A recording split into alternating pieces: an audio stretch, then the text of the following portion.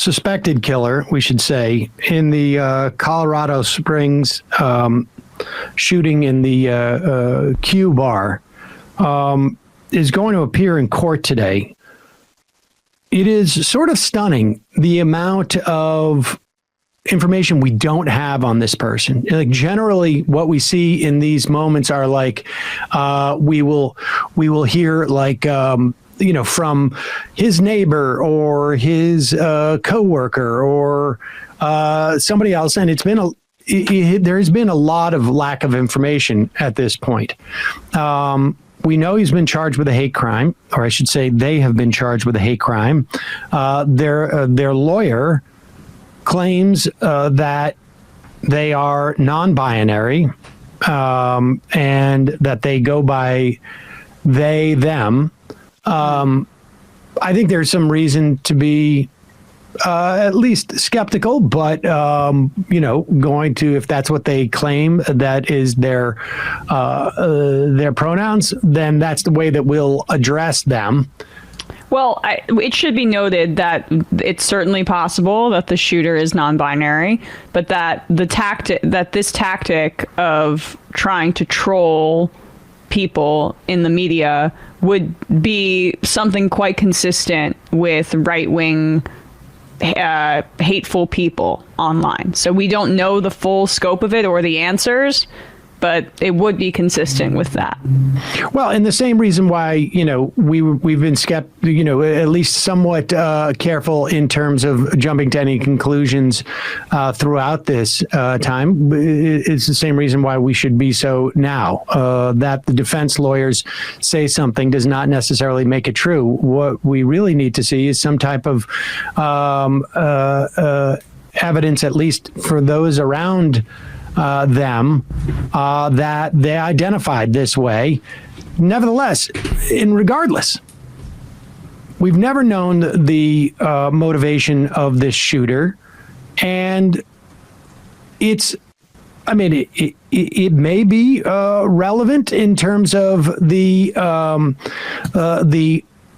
relentless targeting and hatred associated with trans people, with gay people that we have seen from the right over the past year, 2 years. I mean, at a certain level, right? I mean, it doesn't matter why this person did what they did, as much as like we know what the Republican Party and the right-wing media have been doing for the past 12, 24 months in terms of drumming this up. We can look at how much their expenditures are in a state like Michigan. The vast majority of their election commercials were focused on trans people and drag queens. We played this yesterday of Tucker Carlson saying that people should be armed. Of course, he would claim that he means it in the same way that it was said earlier, armed with documents about trans people and their grooming, et cetera, et cetera. But they're doubling down. They're doubling down on this. Here is Matt Walsh, the nobody who has made his fortune in transphobia, homophobia, in a theocratic sermonizing as to who gets to have sex and how, according to him. We have other footage of him now defining that what he thinks is legitimate sex and illegitimate sex. But here is this sex pest yesterday doubling down on his program on the Daily Wire. And let's just play this. Family-friendly drag shows, quote unquote, have two purposes. One, from the drag queen's perspective, is to satisfy their fetish for cross-dressing in front of children. The other, on a more macro level, is to indoctrinate children into queer theory. To put it simply, the point of Drag Queen Story Hour and the supposed family-friendly drag shows is to turn your children queer. That is the goal. Oh my God. And whenever you say that, what I just said right there is going to be clipped on Media Matters. Hello, everybody, on Twitter. The people who invented it stated explicitly that that is the point. to help children live queerly. That's their quote.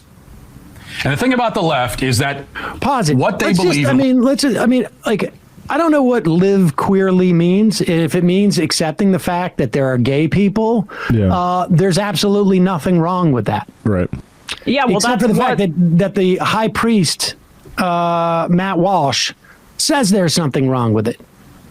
And go ahead. Sorry, no, I didn't mean to cut you off. It's just, I mean, like, that is how paper thin they feel like the line is between being queer and being straight for them, is that like, oh, you just gaining acceptance of gay or trans people. It's just, it's going to create mayhem. No, what it does is it creates love and acceptance of gay and trans people. Well, that is exactly the point. That is exactly what they don't want. Yep. It is exactly, they do not want an iota of normalization of gay people. They do not want the existence of gay people to be considered normal. They want it to be obscene. They want it to be seen as problematic. They want to go back to where this country was 50, 60 years ago, where if you were gay, it was perceived as some type of disease. And that's why they talk about it as a disease. They do not want this to be accepted or normalized in society. And this is what a theocrat, this is what a high priest, this is what they do. They tell the rest of us, they tell the majority of society, I don't like the way that you express yourself sexually or identify yourself, and therefore I'm going to impose this on you, in any action that you take that in any way normalizes this behavior, whether it's like you're featuring gay people on television, or they're reading a book, or someone's dressed up reading a book. I mean, like, is the problem is just like we can't dress as if you're a man, you can't dress as a woman. If you're a woman, you can't dress as a man. You can dress as a bunny rabbit. I mean, and the thing is, like, straight people go to drag shows and they leave straight. The only people that go to a drag show and leave gayer or more trans than they arrived were people who were repressed by the culture around them. Right. Continue with this. stated explicitly that that is the point. To help children live queerly. That's their quote. And the thing about the left is that what they believe and what they do, by left, all of it is so horrifying, so perverse, so degraded, that if you just quote them, then you somehow sound like the crazy one. If you quote what they are saying, it sounds crazy just to say it out loud because it's so horrifying. Yet it's true. And this is the reason the left cares so much about this, and they defend it so vigorously. Because according to the left, think about this. According to the left, the drag queen child combination has become dangerous. They say it's a lightning rod for violent backlash. Right? That's what they said.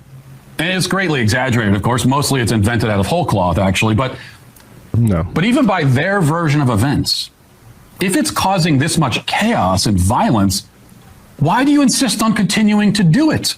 If according to you, it's like putting people's lives in. Understand what he's saying here. There it is. He's saying if, and let's be clear, this is not just the left. This is the vast majority of people in this country. The vast majority. Health professionals. The vast majority of people.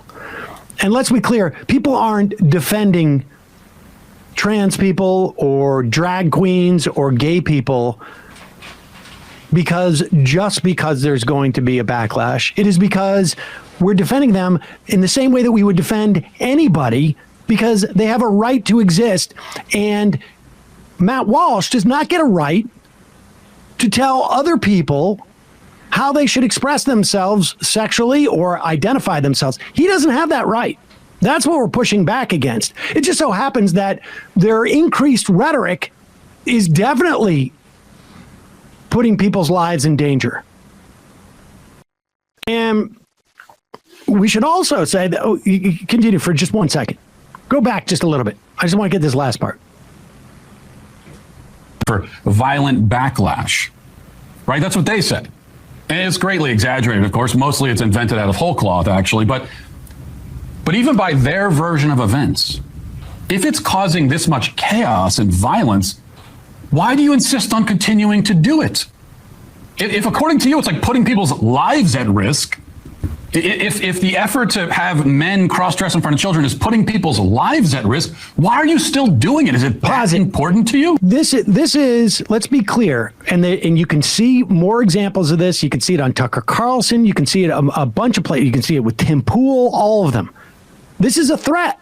Mm-hmm. If you people continue to do things like read books to children, then you can only expect more violence. This is a threat. Make no mistake about it. This is a threat. This is the same thing as Donald Trump getting up in front of the American public and going like, if the election doesn't go my way, I can imagine some people are going to be upset, and they may do things. It's look what you made me do. The gay club shooting edition. Yeah, 100%. Yeah, 100%.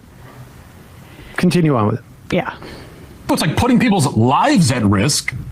If the effort to have men cross-dress in front of children is putting people's lives at risk, why are you still doing it? Is it that important to you? Now, as always, they try to flip the burden around on us. They demand that we explain why we object to children being exposed to drag queens, and we can explain it, and we have, and we will continue to, because it's very easy to explain. Drag is inherently sexual and ideological. It is not burlesque, true. And it's not appropriate to bring your child to a burlesque show. Your child. You disgusting freaks.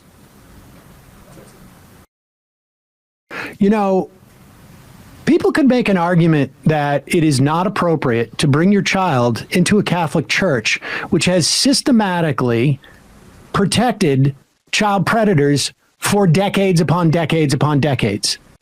Now, I've never heard I guess I've heard some people say it, and there's an argument.